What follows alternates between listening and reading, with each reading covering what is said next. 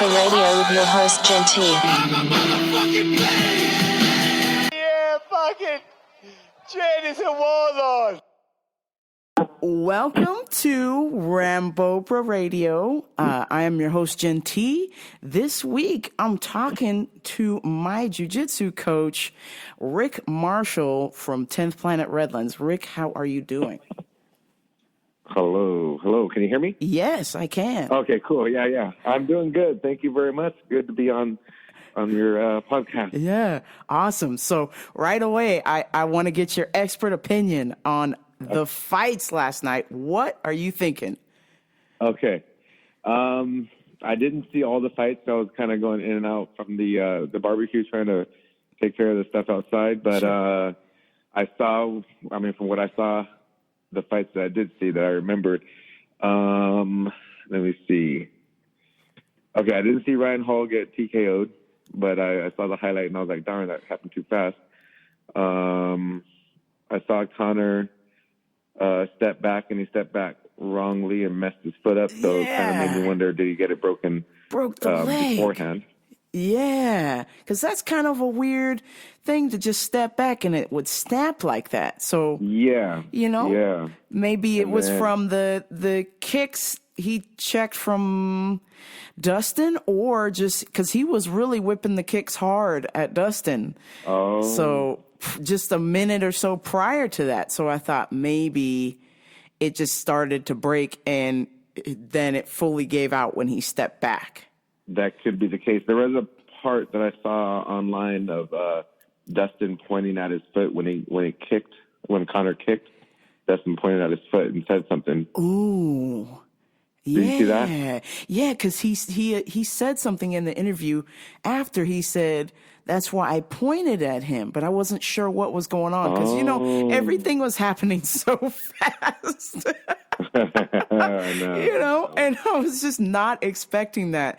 I know prior to the fights, we had talked about who I thought would win, and I had picked Connor because the room of improvement. But then when the bell rang, I then realized, there's only room for improvement if you want to improve.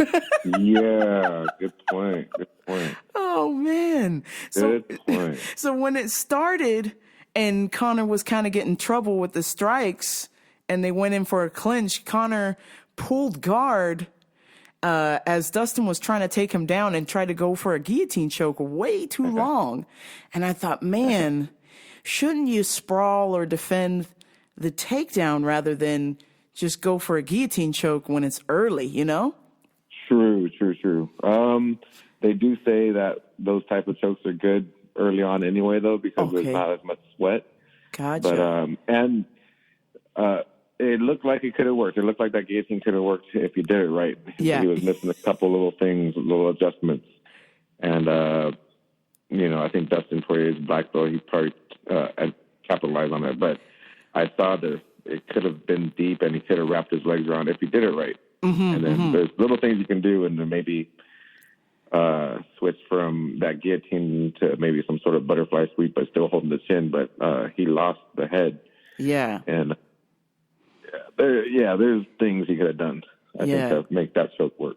Interesting. Yeah. My other question I wanted to ask you, and I don't know if you saw it, was the 3-rounder between Burns and Wonder Boy. Okay. Yeah. What'd you think about that? I didn't see the first round. I saw a good portion of the second round and then a good portion of the third round. I mean, I think all of the third round. And from just watching the second and the third, I thought Wonder Boy looked like pretty good. Yeah. Minus the couple takedowns that Burns did, but I don't think it was enough. I thought maybe Wonder Boy should have won, but he didn't. But I don't know. But then again, I didn't see the first round, so I don't know. Well, I felt like the first round, Wonder Boy won that first round. Okay. Gilbert was still coming forward, but he really wasn't throwing. And so Wonder Boy was tagging him with shots and it was kind of unanswered from Gilbert. So he was still kind of coming forward, but he was hesitant to throw. He did land a couple shots, and then there was a bit of a clinch, but Wonder Boy was able to break out of it and circle, and he really just kept circling, and then would change direction and come right in and sort of dart in and out. So I was like, Burns, if you don't get a hold of this guy, you're going to lose. So yeah, he had to get that. Like, he was on the ground, and I was like, you got a little bit of time to submit this guy in the third round because he wasn't. It didn't look. If he was not just trying to be on top to show dominance in that third round and show that, I won this round, that might have worked. But I think, just from watching the second round and kind of hearing what the guys were saying in the first, when they were telling me that that Wonder Boy would look good in the first round, I'm like, well, he shouldn't be hanging out trying to just hang out and pitter patter. He should be actively trying to go for a crazy submission right now, but it didn't work out, I guess. Did you get to catch Sean O'Malley and Chris Mathew? Yeah, I saw that one. Oh, my gosh. The one that I saw the entire fight. Oh, whoa. Yeah. What? He could have won this fight. It was kind of Sean O'Malley. Just from stats, he should have won the fight, and surprised that Herb Dean stopped it when he did stop it, because I was like, there are other times he could have stopped it. This the other dude was actively fighting back right when Herb Dean stopped. I don't know. There was a minute 14 left, and he was starting to pour it on. So I was kind of bewildered that Herb just stepped in there. I was like, wait a minute. If you weren't going to step in the first round when he was just taking unanswered shots, there's a minute left. Just let him go. Yeah, they're already gone 3 rounds. They're already almost going to go 3 rounds. So we had a theory that Dana White wanted to make, since there was no KO, Dana White's like, you better make this a TKO so he looks good for his next fight. I'm not impressed with somebody who can't admit defeat. And he still thinks he won that fight between Vera and himself. That's a bit strange. They want to build O'Malley up to they want to hype him, and if he goes through the whole round, the whole fight just from a decision, that's not really hyping him. That's kind of like, wow, you couldn't even knock out a no-name guy that we got in 10 days prior. Yeah, that was my thought exactly. I said, well, if you're so good, how come you haven't put this guy away? So I think it made him look bad. I was either like, man, Sean O'Malley either has the weakest punches or that dude has the hardest head. Yeah. Well, he's from Portugal or something. So I was like, oh man, this guy is just got a Gibraltar head. Wow, I didn't know that. The dude with the green hair? Yes, yeah. So I was like, man, you got to put this guy down. They have the same tattoos. Yeah. Someone said, he's a miniature Sean O'Malley. Yeah. I was quite shocked. And then the fact that he was showboating, but yet could not finish this guy was very telling. I'm like, oh man, you better really start training, because if you want a top 10 guy, you're not going to be able to be dribbling around in the ring. Right. Oh yeah. Yeah. We thought that would have been more like a fight night type of fight, not wasn't that like the undercard? It was. It was a part of the prelims there. Part of the main card. That's part of the prelims. Okay. Yeah. And there was, before it started, Dana White had said there would be a $75K bonus, whoever could get that for the evening. So I'm sure potentially Sean O'Malley might have gotten it, but my thought was he didn't deserve it. That's for sure. Wow. I tell you. Oh, man. And then the Carlos Condit fight against... Yes, okay. Max Griffin, yes. Yeah, I didn't see that entire fight. Did Max Griffin win that or Carlos? Max did win that. And my thought on that was, because I watched that pretty much from start to finish, Carlos, the distance, he was getting kind of murdered by kicks in the start. and they were some hard leg kicks because he was wincing, and a couple of them spun him around a bit. So, those were hurting pretty bad. Oh, okay. I don't know if that might have changed his game plan up, but I felt as though if you're getting annihilated with the kicks, to come in and do your best and just box this guy, get close, close the distance. But he couldn't, either he couldn't or he wasn't doing it. He just stayed on the outside and started to pick his shots here and there, but it was not enough because Max was just like, I'll just take your shot just to throw a leg kick just because I know that's hurting you. Oh. So, and then the second and third rounds, Condit kind of turned it on, but then Griffin took him down a couple times, and that was it. So, okay. So I might have saw the second round, and I was like, kind of looks like he's controlling this. Like, yeah. Sorry, he looked like he was doing pretty good with his punches and being flashy with his striking, but I didn't see it for her. Maybe I did, or I can't remember. But that's why I didn't know who won because I was like, I was just screaming at my phone because I'm watching this at a barbecue, and I'm just like, my guy, just close the distance. If you don't, the kicks aren't working. I mean, that's my strategy when I fight guys with a taller reach or just. If the kicks are just bothering my legs, I just come in close and just do the dirty boxing. I think that's seems to work the best. Elbows. But yeah, and he had a couple of really close good shots, but it was just the volume of Griffin it wasn't enough. Yeah, he just Condit would like reset too long, and then Griffin would just come in and just give him a nice 3 or 4 piece combination, and then Carlos would throw like one powerful shot, and I'm like, nah, that's not gonna. Yeah, that's true. It's not gonna do it, man. So. Who was the fight that? I think I don't know if it was what fight was that? But one person had another person almost like in a back or headlock, and they're like on the fence, and then they're like just slugging each other out with one. Each of them had like. We're just slugging with just one hand, hitting each other's face. I'm trying to think. And the minutes went out. I'm trying I don't to know think if that was. Man, because I missed. Like, imagine like having a guy maybe in like some sort of headlock, but you have you have their arm around your head. Yeah. And then your arms around their head. So all you have. I have my left hand. I can punch your face. Yeah. With, you have your right hand that you can punch my face. So it's just like a Dan Fry moment. Yeah, exactly. It's kind of like boxing each other in like a telephone booth. I can't remember which fight that was. I missed that one. I barely got back in time to see Hall losing, and I did not like how that ended. I mean, it was fair. It was a fair dub, but it appeared to me that there were some punches to the back of the head. Oh, so, okay. I was like, ooh, that's kind of a janky win. A couple got through to the back of the head, and I think he even said something, but the ref just called it. So, oh man, sucks. Yeah, because he was trying to he was like rolling into the position, and then he just caught a hammer fist. So, oh man, yeah, when it's jujitsu, it's like you're down on the ground and you're trying to reach for that leg, and then a fist comes at you.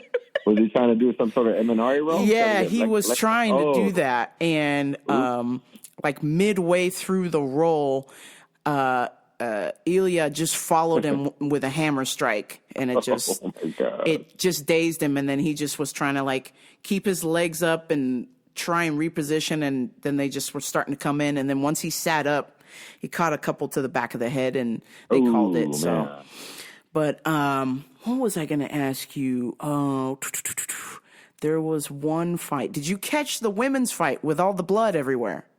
I didn't catch that. Oh, man, it was crazy. No way. Jessica I had a third eye on her head. No way. Yes, wild. I couldn't believe that. I gotta go back and see those. Yeah. I didn't want to leave Pon out there cooking alone. Yeah. And everyone's inside there having fun, so I had to kind of weather the storm with them and barbecue out there. Outside. Of course. I have to go back and watch that then. Right. Yeah, catch that, because it was a slugfest, and she somehow ended up with this giant eyeball hole in the center of her head. Just Oh my gosh, wild. no way. Oh wow, it was Ooh. crazy stuff. I saw bits and pieces of it, and then when I came back for the third round, I went, "Wow, they're covered in blood," and I'm not really sure whose blood it is, but Oh, wow. it was pretty brutal. But I wanted to ask you. Well, I have you for a little bit. I wanted to ask you, as somebody who's looking to get into teaching and jujitsu, I wanted to know what brought you to jujitsu. How did your journey start with jujitsu? Shoot. I think I was like in the middle of 2005 or around 2005, I kind of watched like Ultimate Fighter and just kind of like, oh, what's this show? You know, it was a UFC Ultimate Fighter show. I think Forrest Griffin and who else was on the other side? It was Stephen Bonner. Stephen Bonner. Yeah. Griffin. Those guys were fighting each other. So I followed that whole season. And they're always talking about wrestling and kickboxing, boxing, whatever, and jiu-jitsu. I kept on saying Brazilian jiu-jitsu. So I've heard that word jiu-jitsu a lot. And then I probably watched a little, you know, Ultimate Fighter, you know, for the next couple of years, I'm assuming. And then sometime around 2007, I was done with all my school and still working full time and everything like that. But that school was pretty much like another part time or another full time job that I've been doing for probably like since '99, you know, so '99 to 2007, you know, working full time plus going to school like forever after work hours. And I was like, you know, to completely be done with school and not have anything else but work to do. I was like, well, I could start, you know, trying to find some sort of thing to work out, you know, martial arts or something to kind of to get me fit. Cause I think at that point I was kind of a little bit overweight. I had a triple chin and, or a double chin or whatever. I was like, triple, wait a minute. Yeah. I was probably like 168, but, you know, or maybe 170. I'm assuming 170, but like a chubby 170. Yeah. I wasn't like right now. I think it's just, you know, I'm more slim, even though I got a belly because of all the food I eat. But before it was kind of like I had a little bit of fat under my chin. Yeah, it was a little bit chubby. Anyway, so I was like, I got to find something, you know, to get back in shape. And, you know, all I had at that point was maybe 24-hour fitness, like a membership there, which was like $25 a month or something like that. And I'd always, on the way work to Panasonic, I'd always pass by this sign that said Brazilian Jiu-Jitsu. And, so I went into that place finally just to kind of peek in and see what they're doing. And, the guy was like, oh, you could, there's no class going on right now, but you could, if you want to use his loaner gi, and he could show me a couple things of what Brazilian Jiu-Jitsu is all about. So I think he had me go on the mount position, and then he escaped mount, and then he was like, now you could do the same thing. And he showed me how to escape mount. And he's like, you like that? And I was like, yeah, it seemed pretty cool. And he's like, all right, let's go to my office. And he showed me some pricing and you know, told me it was like, it was kind of expensive. It was like $135 a month if it was only 2 days a week. And I was like, oh man, that was kind of expensive. Yeah. You know, I was expecting to pay like $40 a month or something because that's what all I knew of, you know, 24-hour fitness, Yeah. right? Like that's what I thought it was. And then he's like, actually, I think it might have been $175 a month. Jeez. And it was like multiple days a week. And then I was like, that's too much. And then he flipped, you know, this folder that he had. And then he showed me another page. And he's like, how about 2 days a week versus 4 days a week? 2 days a week was $135 a month.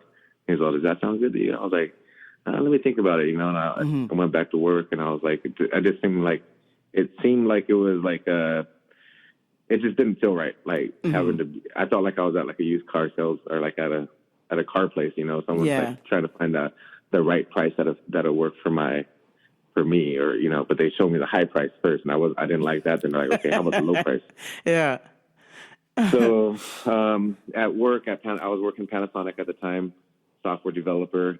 You know, this I was talking to some of my coworkers, and I was like, oh yeah, I was thinking about trying some jujitsu, but I just didn't have a good experience at this place that I walked into, and then they said, oh, you should talk to this other guy that works at the work, and he trains at some MMA place, and they do kickboxing and jiu-jitsu and stuff. And I was like, I'll talk to him. He seems kind of like very unapproachable, I guess you would say, because he looked like he was pretty buff and just had like an attitude toward him that I could just kind of look at his face, and it seemed like he had like a mean attitude. But I had something in common in passing through the hallway. I wanted to ask him, hey, I went to this Brazilian jiu-jitsu place, and I heard you did it too. I was wanting to see what your take of it was, and did you like it? And he's like, oh, I go to this place called Joker's Wild Fighting Academy there in Lake Forest. That's where Panasonic was at. And I was like, oh, okay. And he said a guy named Mike Guyman, the Joker. Yeah, I got his picture up in here. He signed a couple things for me. Original tap dog crew. Yeah. Right there. He's like, yeah. So if you go there, you'll love it, man. He's all the first night you'll go. I mean, he said they do wrestling, kickboxing, jiu-jitsu, and they do some MMA. And he said if you go there, you'll learn something in that class that you can use in the parking lot. And I was like, oh, cool. I was like, I'm sold. So I went over there. Price was like there's no gimmicks on the price. It was one price, and that was 2007 March. Yeah, about March 2007, and never stopped. Maybe I stopped for about 2 weeks because I was injured once, but yeah, and another 2 weeks from COVID. Yeah. But wow, so you've been training this whole time. That's you've definitely put in your 10,000 hours, as they say, to your craft. Oh yeah. So I put in my hours for sure. yeah. So from being a student of the game to then transitioning to a teacher, how did you go about with that route? I was a student of the game. Early on, just trying to gather up that knowledge, and I think as I started kind of understanding it, and I started realizing I was making the same mistakes, or there's holes in my game, and there's a lot of technique being thrown at me. I realized I should start creating my own journal and writing my own journal, writing pictures, and I had like a sketchbook full of tons and tons of moves and drawings and stuff. And just doing that, I kind of understood jiu-jitsu visually in my mind. And so when my training partners that I would have early on, they didn't understand. So I felt like naturally, like I could teach them, I could show them, how I understand, or if I could understand the technique, then why not help them understand it too? And that's probably, I just naturally started teaching just like that, just from being a peer-to-peer. And then also saying, oh, look what I figured out, or look what I found out from this move or from this book or something like that. And then, just trying and showing with them, experimenting with the different peers of different student friends that I had. And, I think that's, I don't know. I think that's pretty much how at that point, I never realized I was going to own a school, but I just felt that in order for me to understand the technique or to teach someone else, I have to understand it myself. And that was like kind of like another exercise to be able to teach somebody. That's cool. So when I first started there, I noticed that based on your socials that you were doing a lot of traveling. What took you outside of America with martial arts? Where did you go? Yeah. Oh, yeah. Okay. So, I went to Singapore to start up 10 Planet Singapore at Evolve MMA with Chatri Sichitong.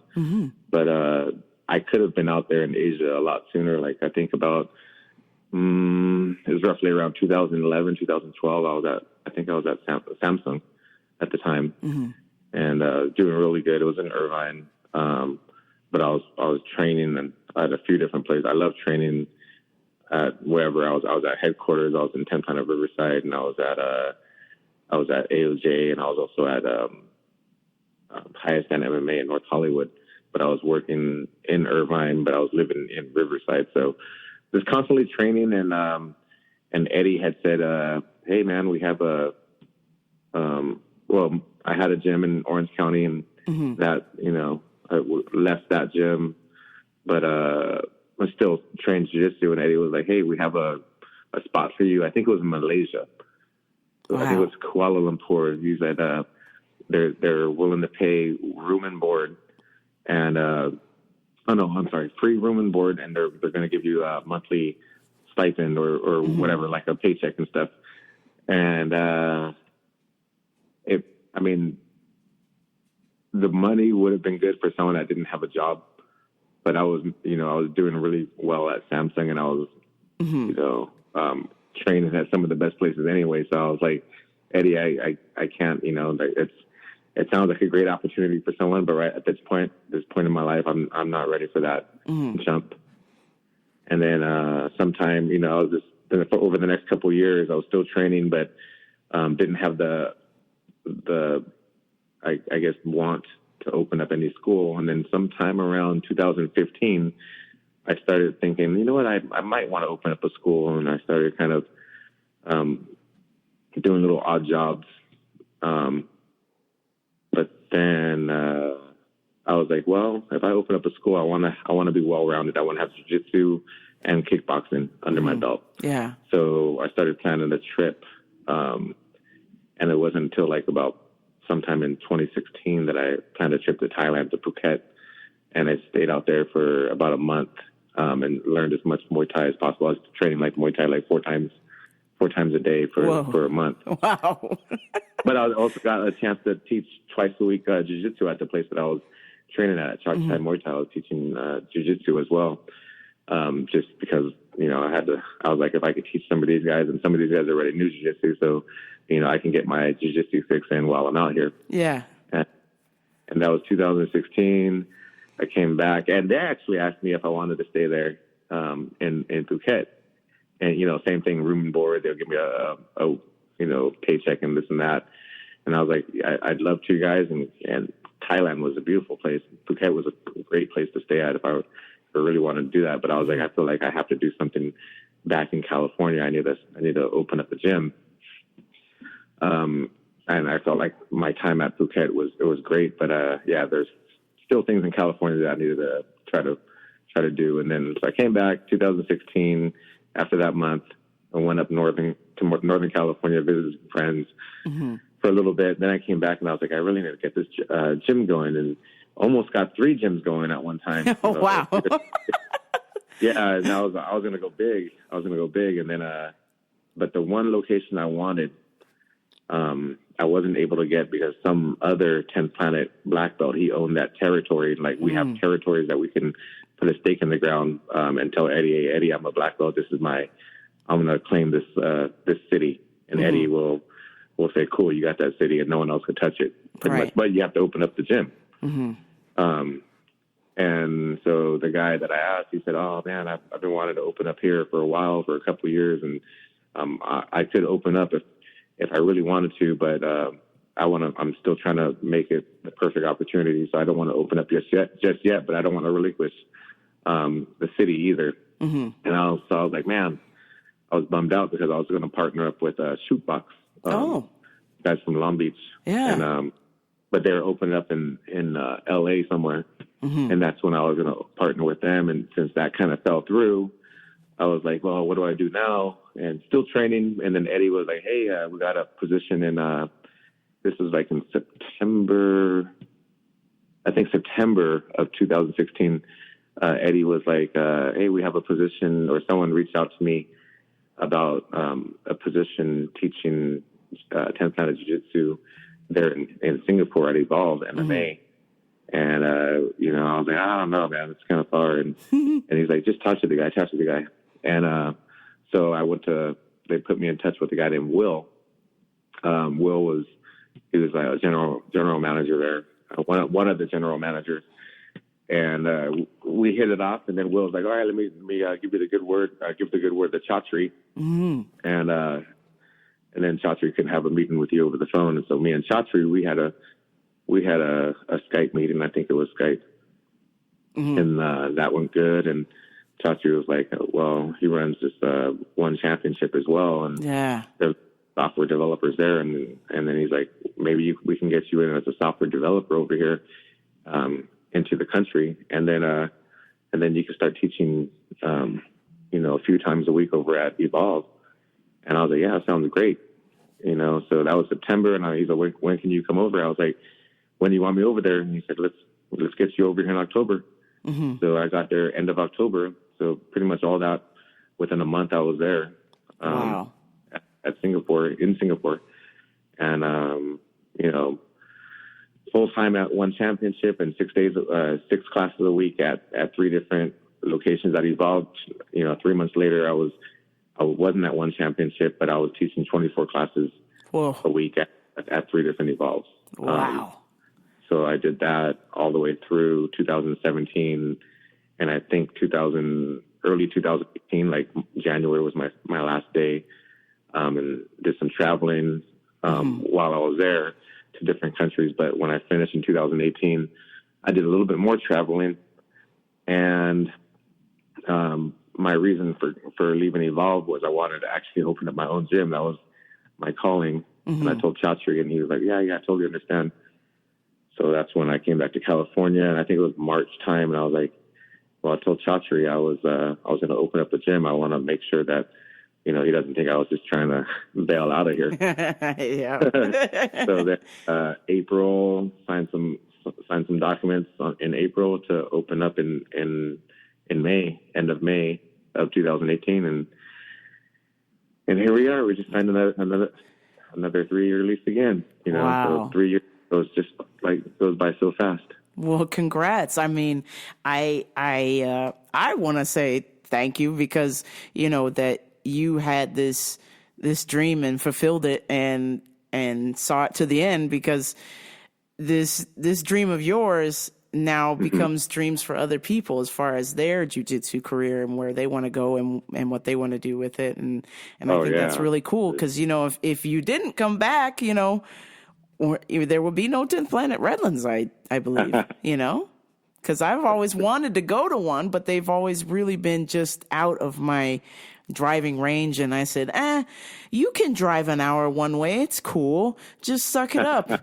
And then I went, no. No. So I love that it's right next to my work and I just jam over there. And if I could go more, I would. But you go a lot of days.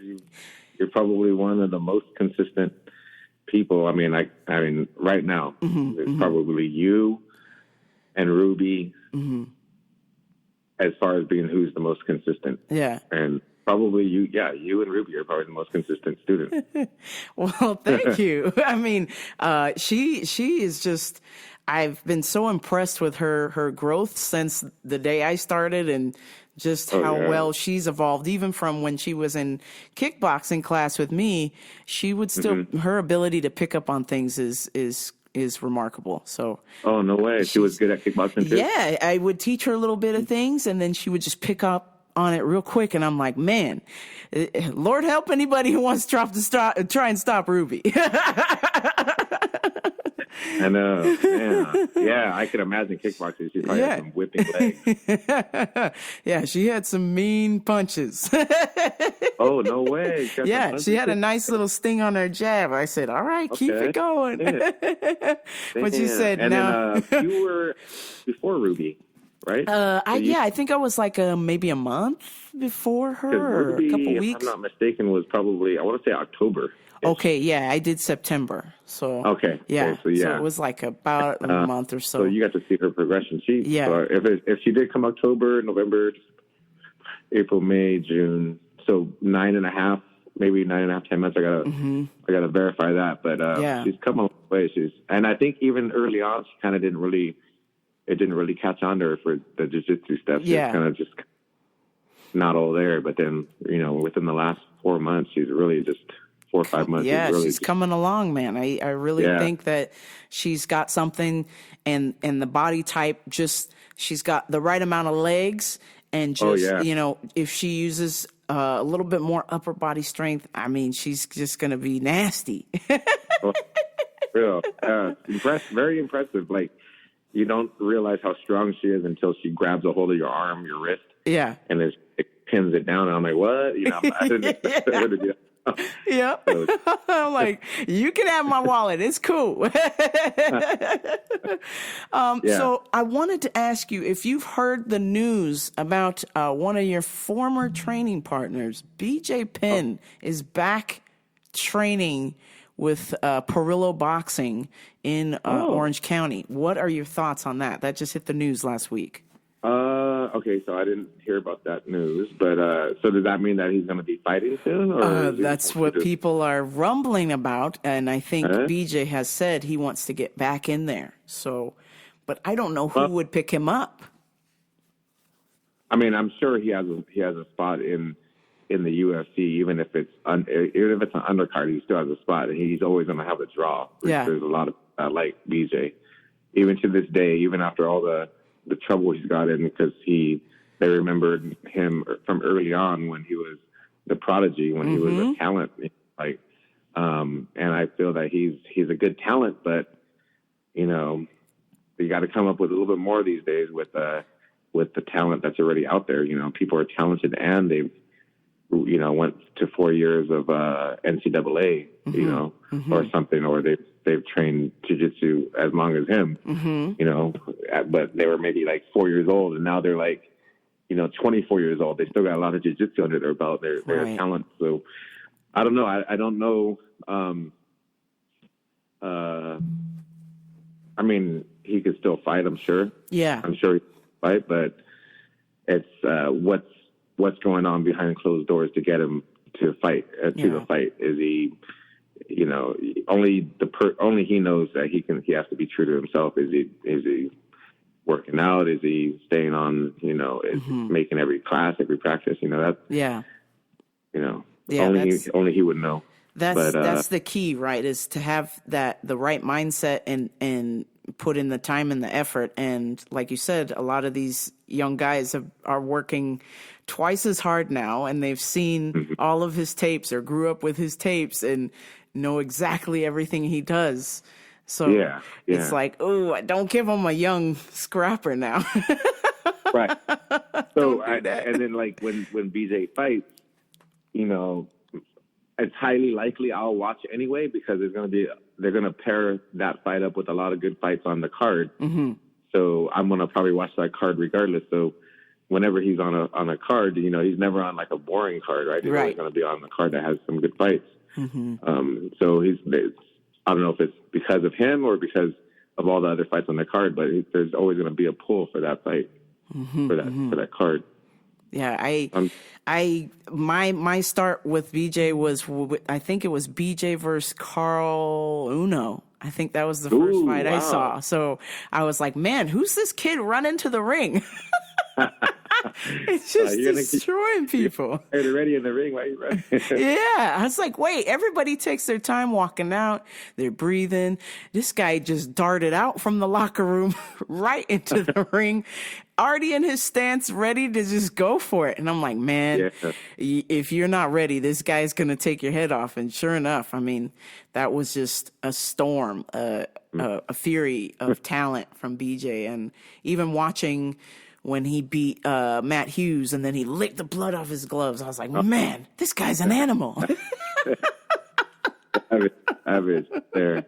Yeah, and you know, he has like he's a hometown favorite up there in Hilo. Everyone, at least when I was there like 2014, I think, around there, when he was getting ready to fight Frankie Edgar. I don't know what number that was. If that was the first Frankie Edgar fight or the second, but might have been the rematch. But we're like jogging through town. It's me, BJ, his brother Reagan, and I think one or two other guys. But we'd run down his neighborhood into Hilo and all the way to like the beach or something like that.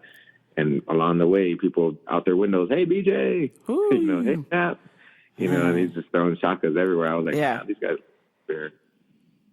They know the champ is there.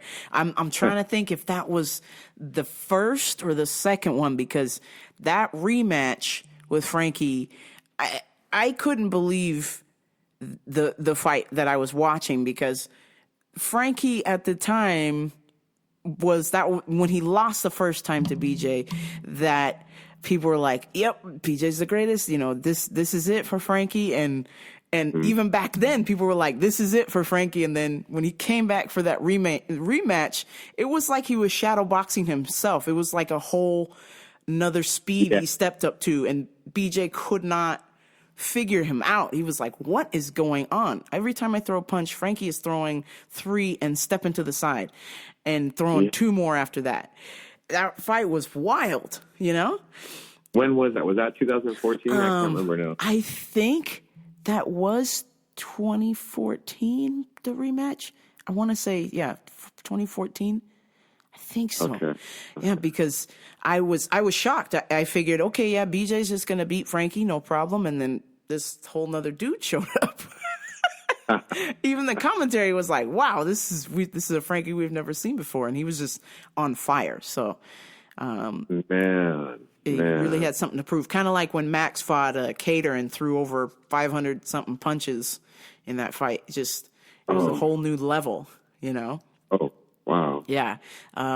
But I wanted to ask you, for the future, what sets apart, for future students who might be listening to this, what sets apart 10th Planet from other schools?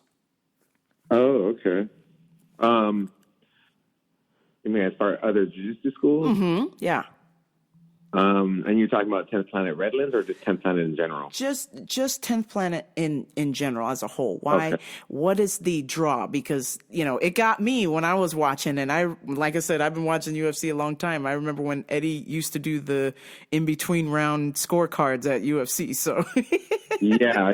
And, you know, I think what separates 10th Planet from other schools is that other schools are you know, traditional BJJ schools, and you can kind of get the vibe when you go into a lot of different schools that it's very, you can cut the tension with the, what do they say? You cut the tension with the butter knife. Yeah.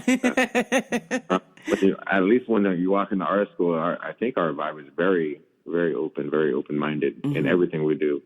There are times where I try to be serious and stuff, and people still giggle in the back of that. But when it comes down to it, we are serious about training. But everything else in life, we're kind of like, you know, let's have fun with it. You know, I mean, it's not mandatory to bow at any flags or anything like that, or any pictures of any prior greats and stuff like that. And I don't even have pictures of any jiu-jitsu guys hanging around in the gym. I don't know why I don't. I probably should, but I just feel, I'll go with how I feel when you know, I don't have any set plan of how I run things, but I kind of like just run it how I feel comfortable, you know, how I want things to feel comfortable. Yeah. But we're definitely open-minded to any new technique. Doesn't matter who it comes from, where it comes from. You know,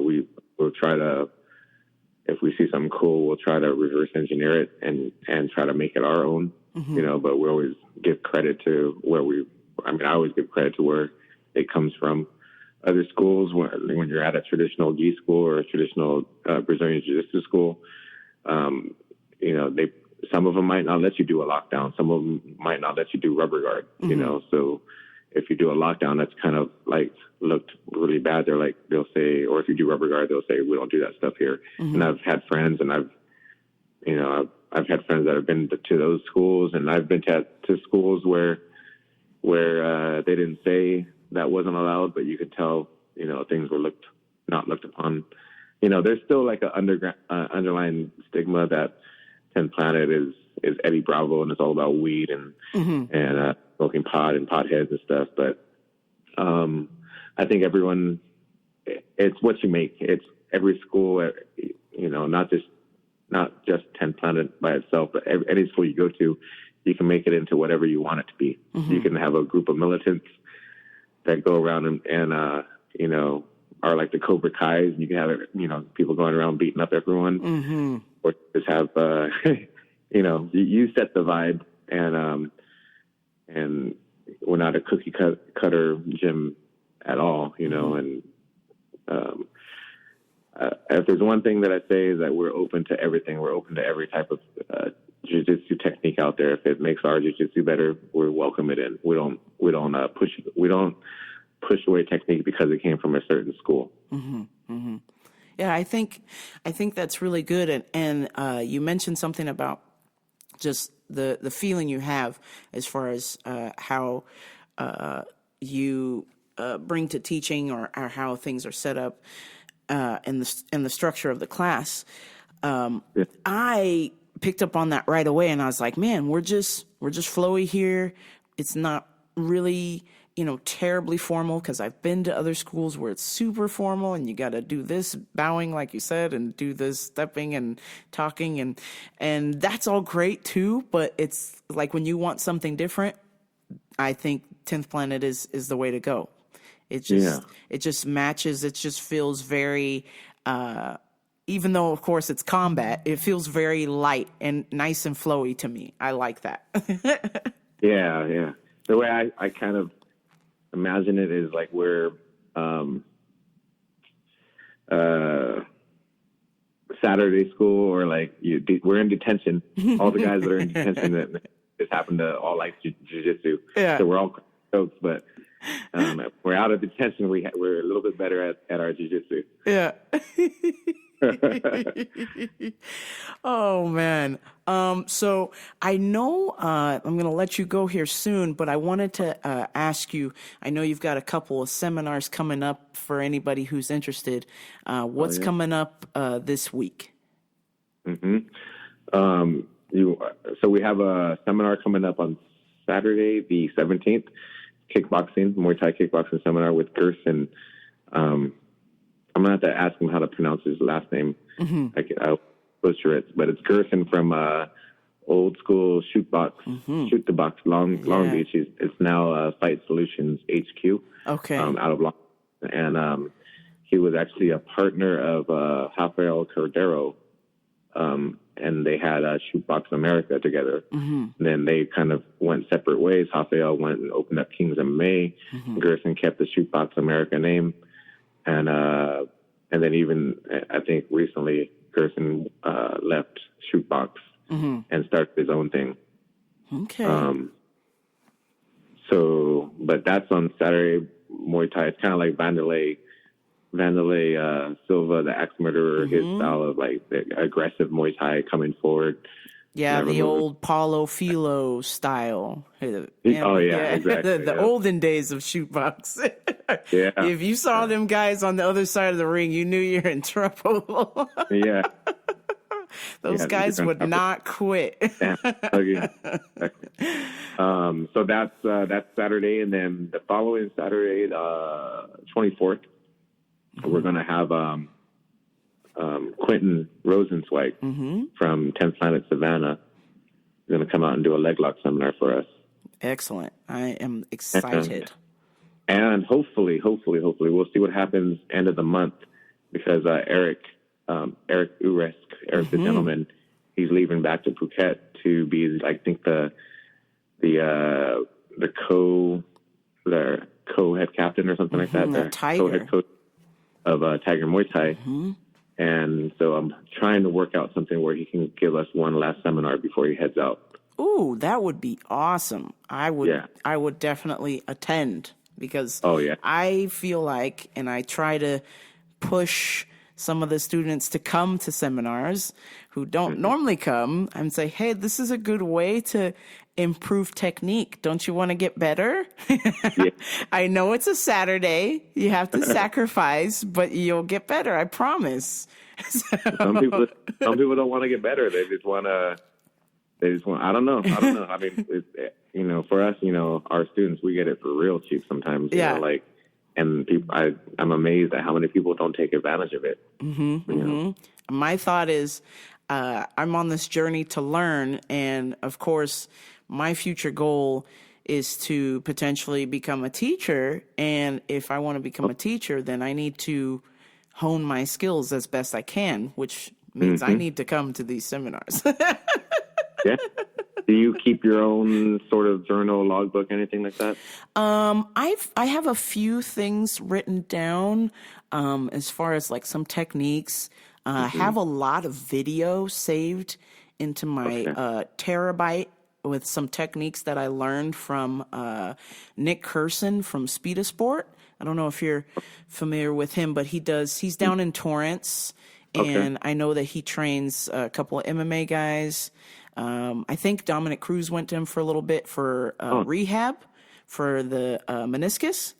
And he's got a lot of just unusual techniques, like using the balance board and throwing the tennis ball and hand-eye coordination and really working on balance. Like he'll have kids standing on these PCV pipes with one foot and just rolling them and see how you can stand up. And it's really unique stuff. So I thought, man, I'll take advantage of this opportunity. So he had a couple videos up online for free for a little bit.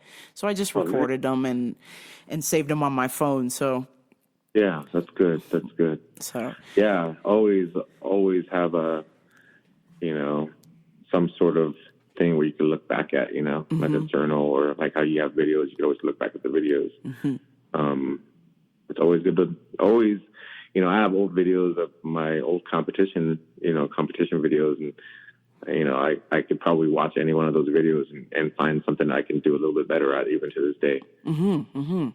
Interesting. So for your tournament that's coming up end of the month, we're gonna either one of us is gonna get it recorded for you, because that's probably one of the most priceless things that you can have is a video of yourself in competition, because you can pick apart every bit of that video and you can get better and better and better just by rewatching that video.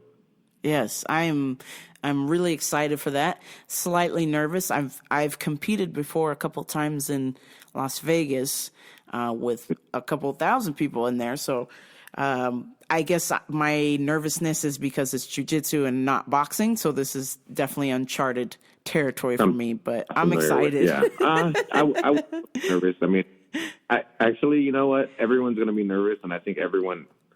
I mean, after all the comps that I've been in, I was still so nervous. But the moment we make contact, the moment the guy grabs my neck or grabs my hand, it just snaps that it's on. It's like but so you might be nervous up until the time you guys do a fist bump, smack and bump fist, and then it's like, and then I don't know, for me, like I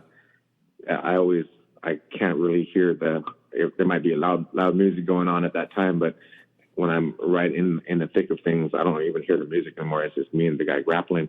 And I can hear my coach, or I can hear someone talking, but it's you just tune out everything else that doesn't matter.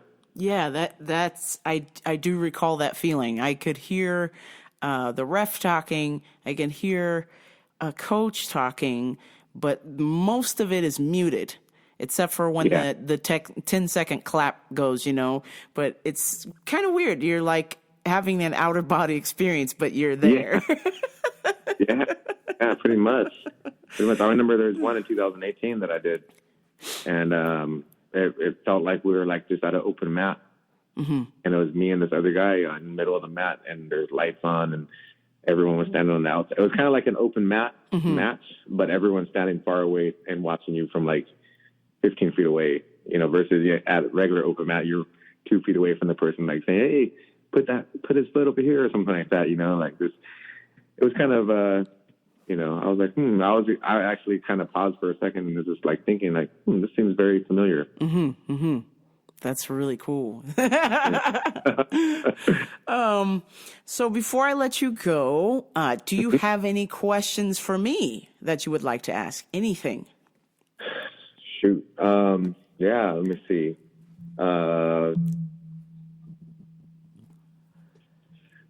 Like your jiu-jitsu experience, like prior to coming to Redlands, 10th Planet? Yes. Where were you at before?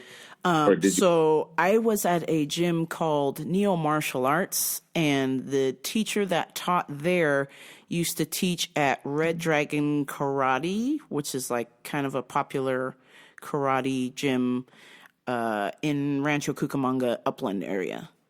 Nice. Yeah. So, and we would do jujitsu once a week with the gi, and that was if I could catch a gi class. So how many classes did you have of jiu-jitsu prior to coming to our gym? I would say 3. Oh, okay. So I had gotten my thumb caught in the gi and was not a fan. I said, I cannot do this. I can watch jujitsu, but I don't think this is for me. I don't like this.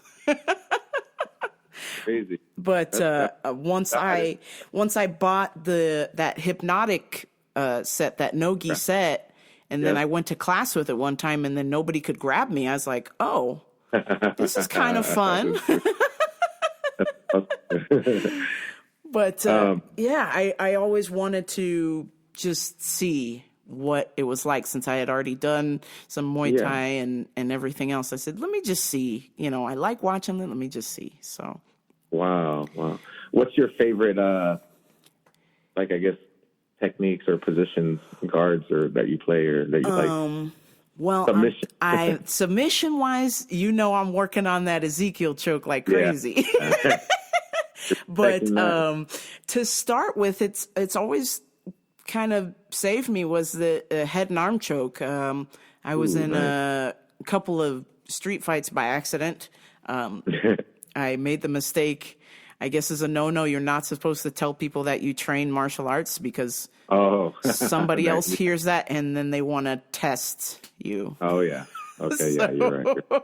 Before I knew it, we were in a head and arm choke just from what I'd seen in the UFC, and he collapsed. We both fell to the ground, and I thought I killed him.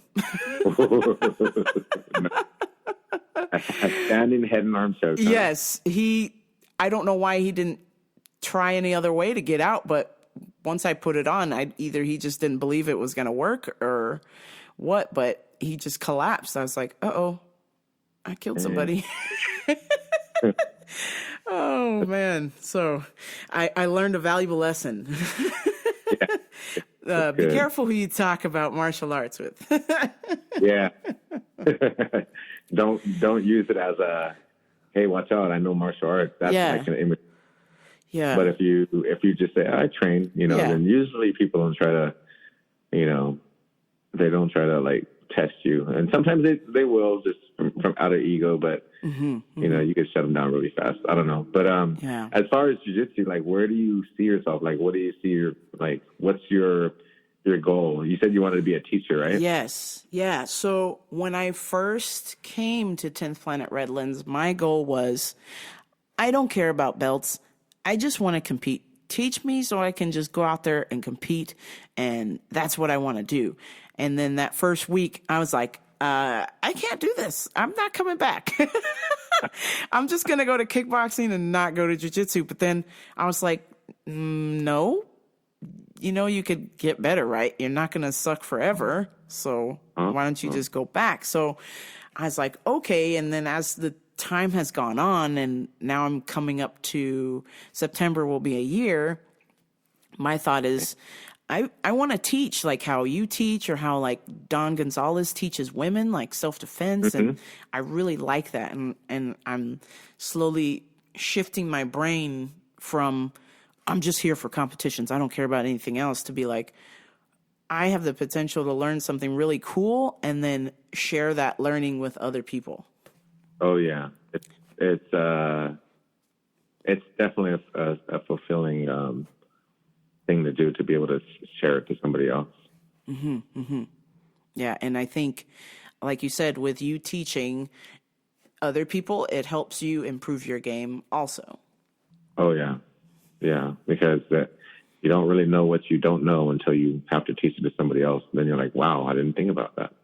Or, it's just not put this over here. It's okay, take this right hand, or their hand that's not being held down, put it under here with this palm down and this palm up. And, it's just so much little detail. You have to think about all the moving parts versus some gyms you go to. They're like, okay, go right here, guys, put this here, go boom, hold them there. Okay, let's roll. No. But when you start thinking about all the little minute little things that are going on, there's a A lot of little moving parts. Oh, I'm learning that definitely. The other day, I got my micro adjustment from you. When you were trying to do the it was like not a Boston crab. It was you were pulling up on the neck. Yeah, and I said, man, this is either gonna go one of two ways. Either I'm gonna tap, or he's gonna adjust my neck, and I'm just gonna slide out. You did good. You did real good. That was fun. Oh my goodness! But it was cool because everything I was throwing at you had a good answer, a good reply to it. Well, anytime I can, like PJ Bart said, we're having a conversation. Anytime I can talk back to you is an honor and a privilege, because if I can't answer back to you, then what are we doing? If you're just talking the whole time, I'm like, oh man, there ain't no coming back from this. And then I just kind of tell myself, no, you can still be in this conversation with Rick, even though he's got 20 plus years experience in you.